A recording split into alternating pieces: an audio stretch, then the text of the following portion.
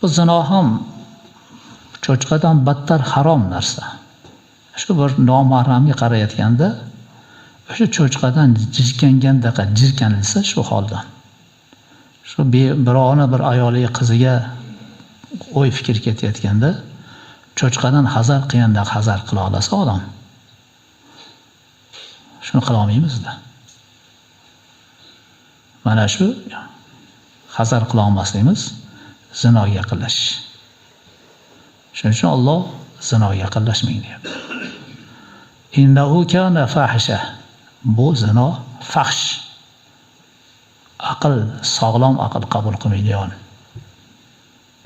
Musulmon tugul sog'lom aql qabul qilmaydigan narsa. Vasa'a sabila, juda xunuk yo'l bu. Yaramas yo'l bu. Mumkin emas, kirish mumkin emas bo'lgan jirkanch yo'l bu deydi Xudo taolo. Sahobiylarimiz roziyallohu anhular jaholat davrida yashagan. Bular shu oyat nozil bo'lganda ba'zilari faxr bilan aytar ekan. Alhamdulillah. Jahilligimda ham bu ishni qilgan emasman. Islomda umuman bu ko'chaga kirmayman der ekan. Jaholat vaqtida ham qilgan emasman der ekan. Jaholat vaqtida ham qilgan emasman degan gapni faxr bilan bu sahobiylarimiz aytishning sababi jaholat vaqtida u oddiy narsa ekan. Xuddi biz ko'ryapmiz, mana dinsizlarga bir jinsiy aloqa qilish oddiy narsa. Er bor xotin boshqa bilan aloqa qilib qo'ya oladi, yana eri kechirimni qabul qilib qo'ya oladi. Men seni yaxshi ko'rardim, bir adashibman desa bo'pti deb yashab ketaveradi. Oddiy hol bo'larkan. Ba'zilarga bu faxr ham. Meni xotinim chiroyliligidan, qizim chiroyligidan xaridori ko'p ham deb faxrlanib ham qo'yadiganlar bor. Johillik shunchalar. Shu narsani islom rejaga solyapti. O'sha johiliyatdagi bo'layotgan ishlardan biri bitta ayolga o'sha vaqtda fohishaga 10-15 kiraverar ekan. Kirgan hamma bilar ekan.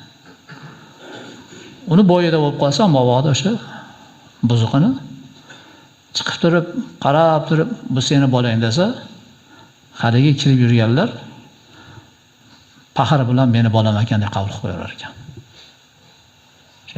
Johillik qanchalik. Faxr bilan qabul qilar ekan. Nima uchun? Bu hamma xaridor bo'lib turgan ichida meni tanlab, bolasini menga munosib ko'rdi der ekan. Ifloslikni qarang. Bizgilar nima qiladi? Tonib oladi, to'g'rimi? Obar ekspertiza qildir, denkasini tekshir, meni bolam emas deb tonadi bizda. Ular tonmas ekan. U uyga kirmagan odam ham seni bolang desa, u ham faxr bilan qabul qo'yar ekan. Bu nima kasobatlari bor? Bilsa, zinoni yomonligini ichida bu hech narsa emas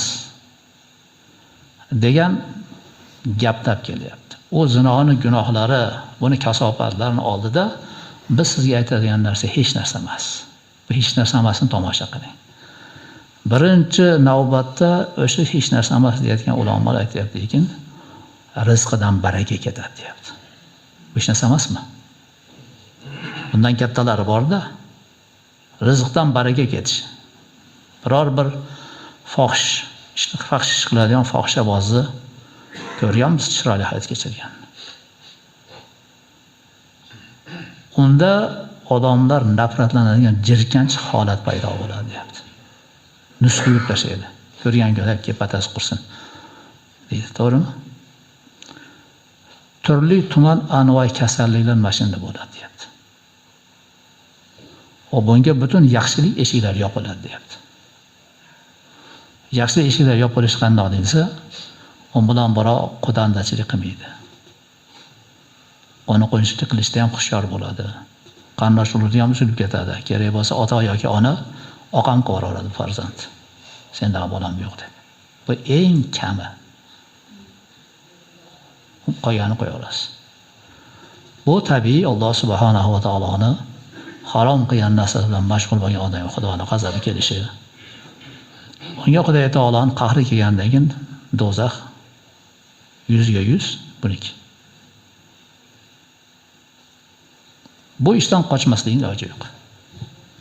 Hozirgi kunda nimaga? Havas yarim yalang'och. Havas ko'zni o'ynatadi. Kamiga erda turib, birovni erini oladigan qizlar bor. Kelinlar bor. O'zini xotini bo'lib turib, birovni xotinini oladigan erkaklar ham bor. Bular namoz o'qiydiganlar tepasiga gapiryapti. Namoz o'qimaydi, o ko'chada turib narxini yozib qo'yganlar tepasiga gapirmayapman men. Namoz o'qiydi, roza tutadi, shu ishni qiladi, erkagi ham ayoli ham. Bu telefonda ham kasobat bor-ku. Bilmay kirib qolibman, hazillashdim. Shu o'ynashi nima bo'lar ekan dedim, deydi. Undan keyin oxirgi keldi. Zinoga yaqinlashmang dedi Xudo taolo. Sen hazillashib ham yozib ko'rma dedi. Anakilasini kirib yozib ko'radi. Boshqasiga kirib yozib ko'radi. Hazillashgan kishi bo'ladi. Sekin ochiqlikka chiqib borib, unga qarashkin, bir joyda to'polashdi ular.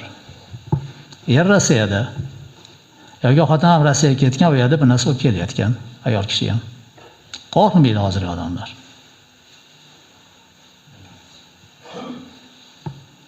Bittasi aytarmish, 7 marta hajga borsam Xudo xolasa hamma gunohlarni yuvib kelsa kerak derkan.